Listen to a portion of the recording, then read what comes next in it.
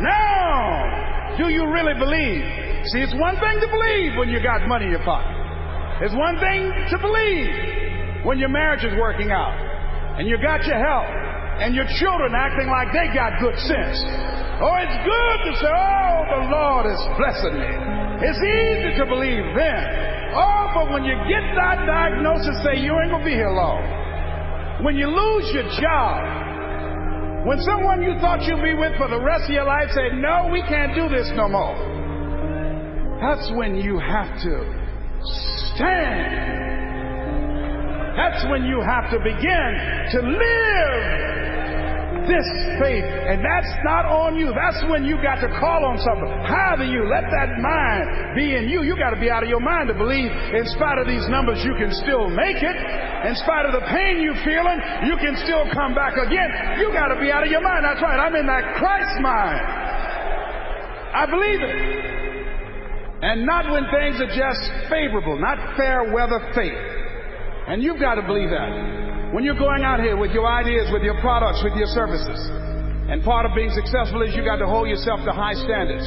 I use Bishop Jakes as a model. His people take care of you. He's thorough. Hold yourself to high standards, whatever you do.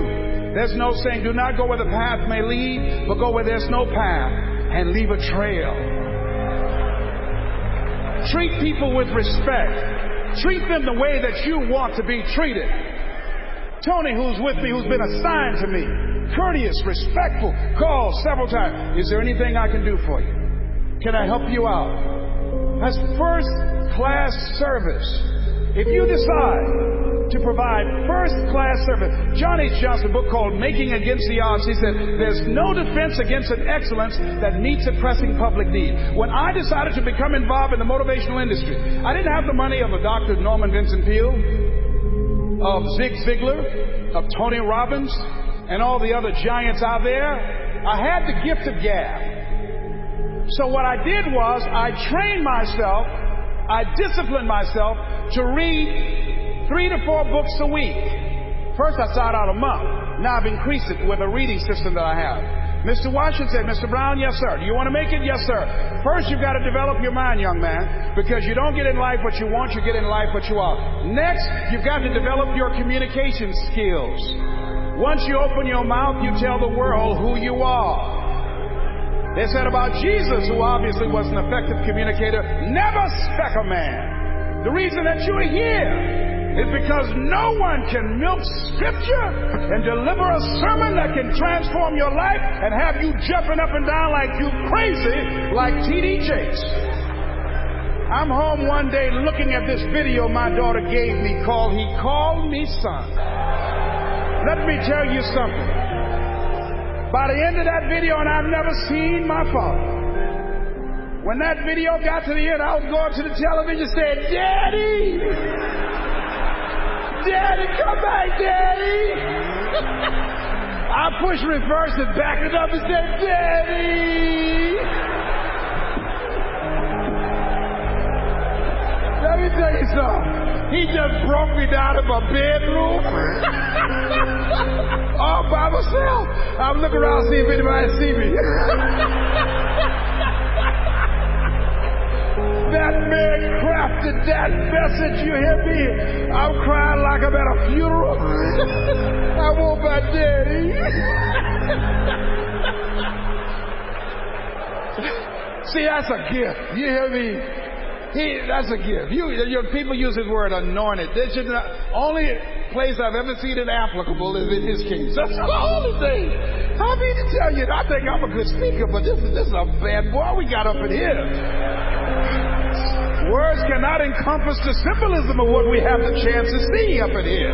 And yet, he's down to earth. I mean down to earth, wear all these little funny outfits he has. I mean, it knocks me out.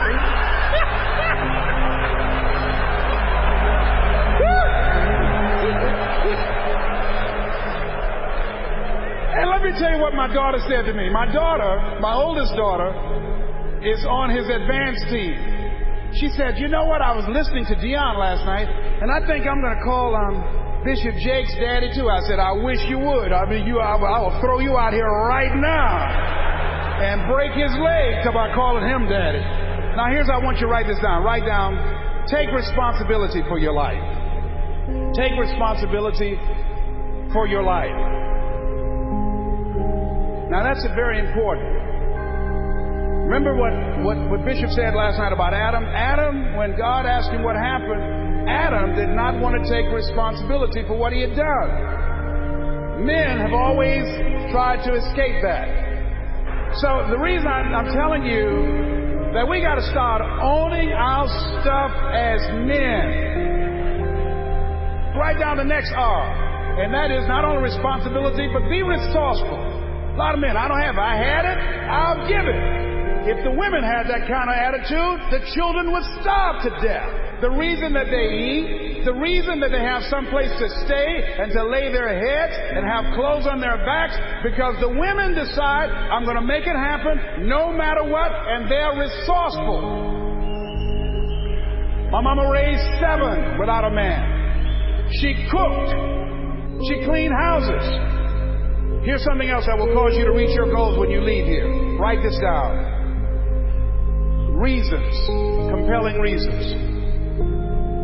While you're here, when you make this covenant with God, when you decide to live like a conqueror, when you decide to become more successful, to create wealth, to be a change agent in your community, what is it that can keep you on the straight and narrow, that will cause you to keep your commitment to your commitment? I used to do door-to-door sales with a man named Sam Axelrod. Sam Axelrod was intrigued by me because when he came to pick me up, he didn't have to blow his horn. I was downstairs waiting for Sam when he came around the corner. And unlike the men that work with him and other young people, when it got dark and Sam blew the horn, everybody ran to the station wagon. And they would do a head count. And they'd say, who's here? So everybody's here except Les. And they say, hey, Les, come on. No, I'm not coming, Sam. Why? I haven't sold anything. No one sold anything, Les. It's a long run from Liberty City to Overtown. You got to pass the 20th Street Sharks and the 14th Street Game. The jitneys will stop running soon. I can't stop, Sam, until I sell something. See, my reason for going door to door, different than everybody else. Most people out there trying to make some extra money to party on the weekend, or to buy a new outfit, or a new bicycle. The reason that I was working was to take care of my mama. The reason that I was working is because I was working on Miami Beach with my mother. My mama used to fix a kind of sweet potato pie that you couldn't eat with your shoes on. You had to take your shoes off so you can wiggle your toes. And when we would go door to door, sometimes as late as 10 o'clock at night, I would knock on the door. Who's there? Would you like to buy a nice working television set? No money down? Boy, are you crazy? Yes, I am crazy. I'm crazy about my mama, and I'm going to take care of her. And I'm going to sell a television set tonight, and it might as well be you.